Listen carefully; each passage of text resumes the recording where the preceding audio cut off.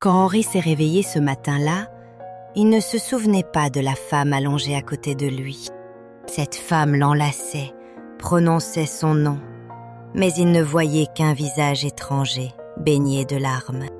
Il regarda l'alliance à son doigt et ne se souvenait de rien, ni du mariage, ni d'elle, ni de lui-même. Sur le mur de la chambre, des photos de famille. Mais son visage dans ces photos s'effaçait peu à peu. Et ce parfum étrange, imprégné sur sa peau, doux, envoûtant, mais avec un arrière-goût de sang. 2 mois plus tôt, quand Henri se souvenait encore du nom de sa femme, se souvenait encore pourquoi il l'aimait. Paris noyé sous la brune, les rues pavées luisantes, Henri marchait vite sous son parapluie noir. Il s'arrêta devant une parfumerie ancienne, l'enseigne en cuivre terni, Élodie, parfumerie ancienne. Une cloche en bronze tinta doucement quand il entra. Des parfums flottaient, rose, santal et mort. Et elle, Élodie, debout derrière le comptoir comme une statue de cire, belle à envoûter, mais froide comme un cadavre. Elle ne souriait pas, ne saluait pas. Elle le regardait juste, de ses yeux qui savaient tout, et murmura « Que désirez-vous » Henri déglutit, voix tremblante.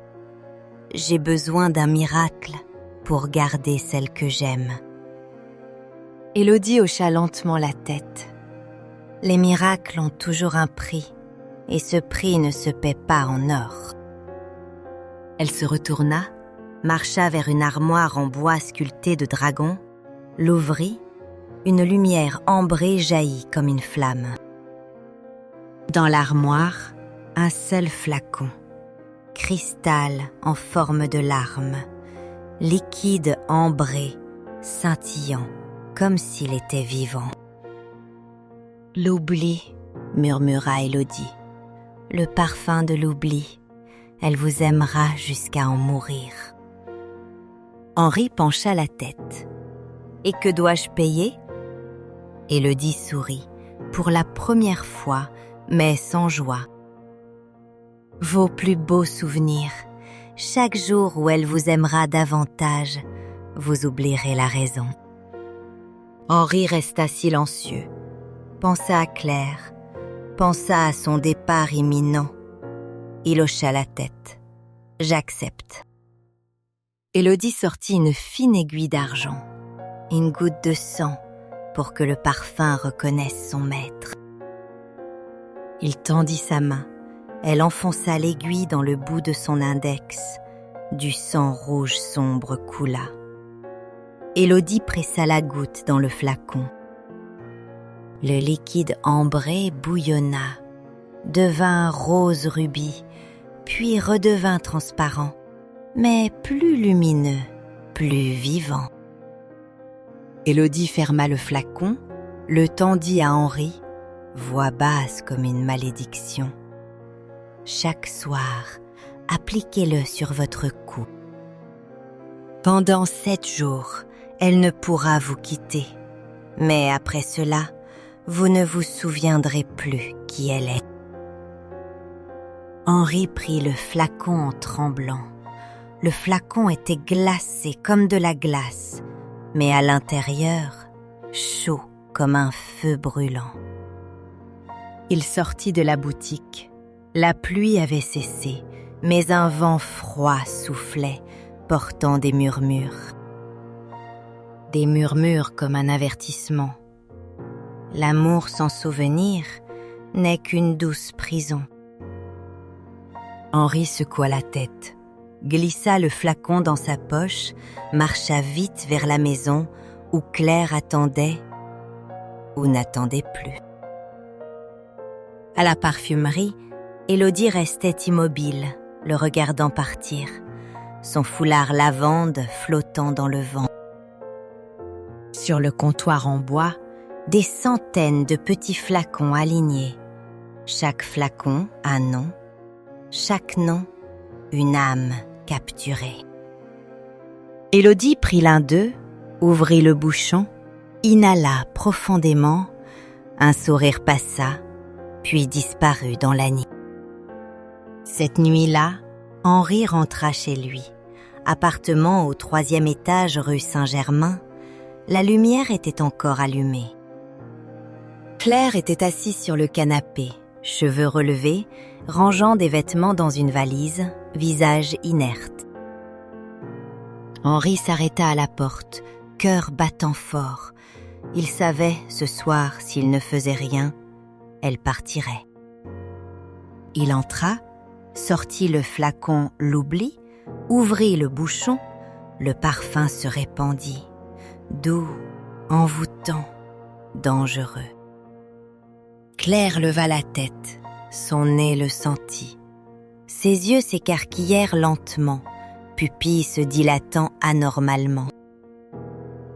Henri appliqua le parfum sur son cou, le parfum adhérant à sa peau, pénétrant, fusionnant avec lui. Claire se leva, laissa la valise, s'approcha, pas à pas, yeux ne quittant pas Henri, comme hypnotisée. Elle l'enlaça fort, enfouit son visage dans son cou, inhala profondément le parfum, murmura « Je ne peux pas te quitter ». Henri l'enlaça en retour, doucement, confus, heureux, mais quelque chose n'allait pas dans les yeux de Claire. Cette nuit-là, ils dormirent ensemble. Claire ne le quittait pas une seconde, sa main touchant toujours sa peau. Le lendemain matin, Henri se réveilla. Claire l'enlaçait toujours, mais il se sentait étrange, mal de tête, étourdi. Il s'assit, regarda autour de la chambre, tout familier mais étrange, comme si ce n'était pas chez lui. Claire se réveilla, l'enlaça par derrière. « Bonjour mon amour », voix douce, mais la voix de qui ?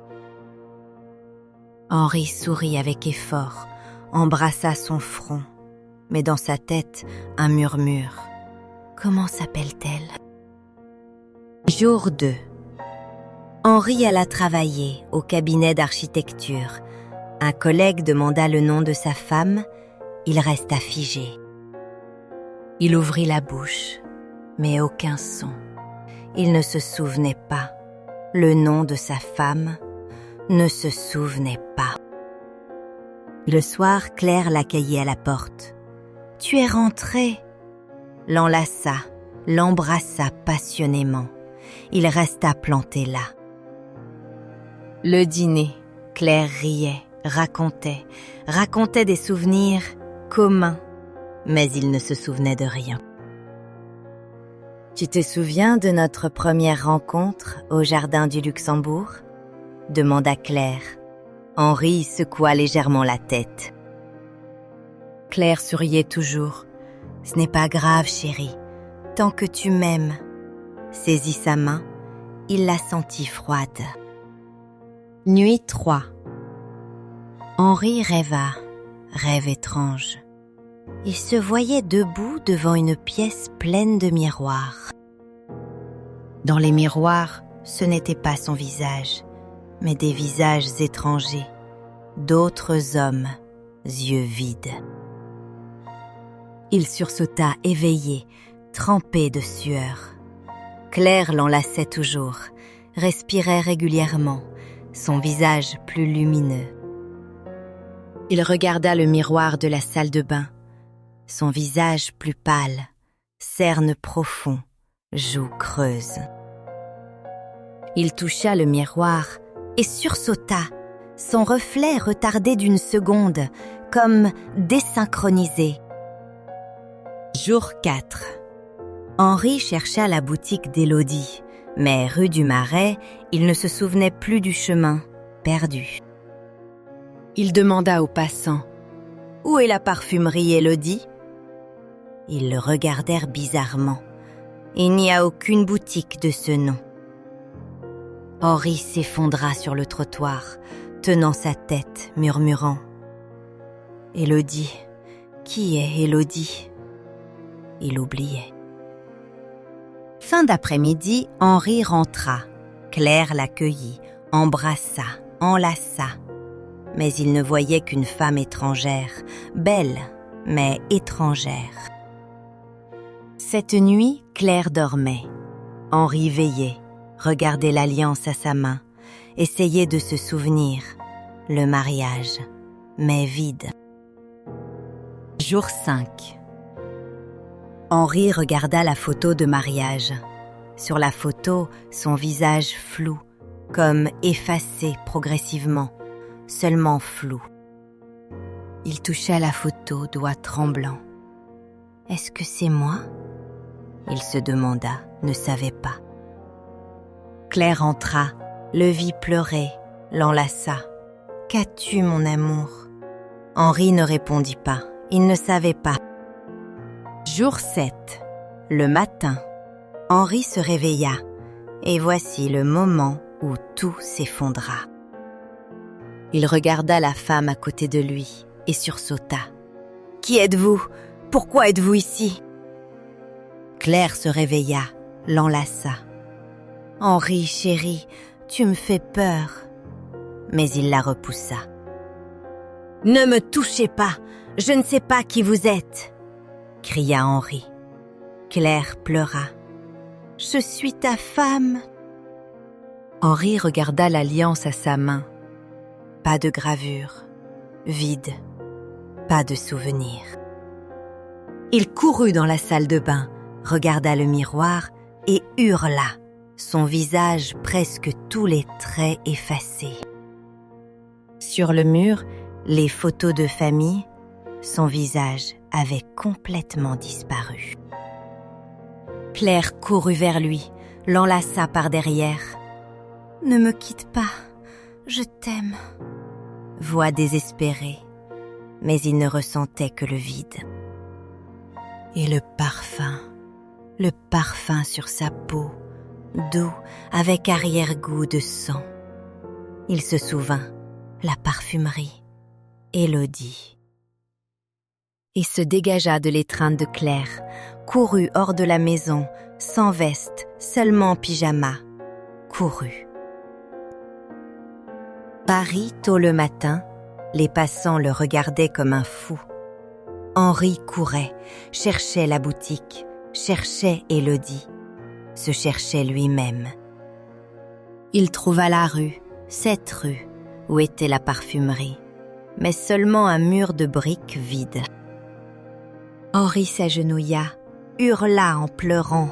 « Élodie, rendez-moi, rendez mes souvenirs, rendez-moi moi-même !» Une main toucha son épaule. Il leva les yeux. Élodie, elle se tenait là, foulard lavande flottant. « Je vous avais prévenu, » murmura Élodie, voix sans colère, seulement triste. L'amour sans souvenir n'est qu'illusion. Henri agrippa le bas de sa robe. « S'il vous plaît, rendez-moi, je paierai n'importe quoi. » Élodie secoua doucement la tête. « Vous n'avez plus rien à donner. Vous m'avez déjà donné tout ce qui faisait de vous un être humain. » Elle sortit un petit flacon de sa poche. À l'intérieur, liquide rose pâle. « Voici vous, les souvenirs que vous avez perdus. » Henri regarda le flacon et comprit. Il s'était vendu lui-même pour acheter un faux amour, un piège doux. Élodie ouvrit le bouchon, inhala profondément, ferma les yeux satisfaite. Ses joues rosirent, plus jeune. Henri s'effondra en arrière, son corps épuisé, peau gris-cendre, souffle faible. Il disparaissait.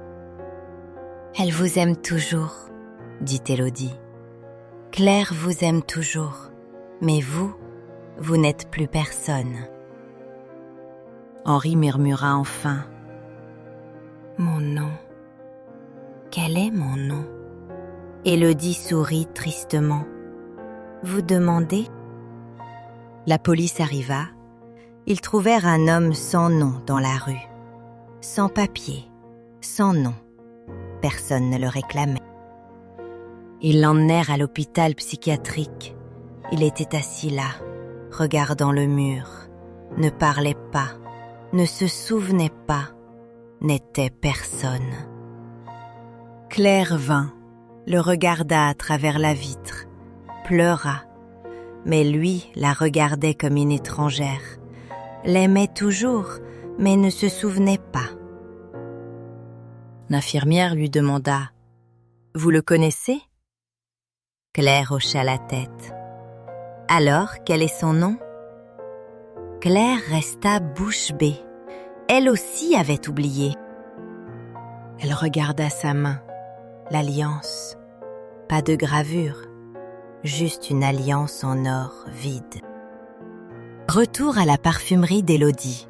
Cette nuit-là, elle était assise seule, regardant des centaines de petits flacons sur les étagères. Chaque flacon, un nom, un amour, une âme. Pierre, 1923. Marcel, 1935. Antoine, 1947. Henri, 1955. Élodie prit le flacon d'Henri, ouvrit le bouchon, inhala profondément. Dans sa tête, les souvenirs de lui affluant comme eau. Elle vit Henri rencontrer Claire pour la première fois. Jardin du Luxembourg, automne, feuilles jaunes tombant, son sourire. Elle vit le mariage, petite église, rose blanche, les vœux, jusqu'à ce que la mort nous sépare. Elle vit 10 ans de bonheur, petit déjeuner, peinture, baiser, et puis Claire commençant à s'éloigner. Élodie ouvrit les yeux, essuya ses larmes, murmura « Un si bel amour, et vous l'avez détruit de vos propres mains. » Elle se leva, marcha vers le grand miroir de la boutique, regarda son reflet et vit. Dans le miroir, pas la belle femme de 35 ans, mais une vieille femme de 300 ans. Cheveux blancs, peau ridée, yeux vides. Élodie toucha le miroir. 300 ans. 300 ans vivant de l'amour des autres. Je suis fatiguée. Flashback plus loin. Paris 1655. Jeune Élodie, 25 ans, pleurant au chevet de son amour mort de la peste. Une vieille sorcière vint. « Je peux te donner plus de temps pour retrouver cet amour. Mais tu devras vivre des souvenirs d'amour des autres. Chaque souvenir te donnera 10 ans de vie. » Élodie hocha la tête. Elle but. Et depuis, 300 ans. Elle devint voleuse d'amour pour survivre. Retour au présent, Élodie regarda le flacon d'Henri. Vous n'êtes qu'un de plus, une âme de plus, un péché de plus. Elle ouvrit le tiroir du bureau, sortit une vieille lettre écrite en écriture ancienne. C'était la lettre de son amour d'il y a 300 ans.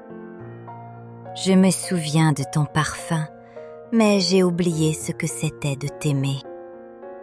Elle se leva, regarda les centaines de flacons, décida. C'est assez, 300 ans. Je ne veux plus vivre de la douleur des autres. Elle prit une bougie, marcha vers les flacons. Pardon, pardon à vous tous. Elle laissa tomber la bougie sur le plancher de bois. Le feu jaillit, se propagea rapidement, brûlant tout, boutique, flacon, et Élodie elle-même.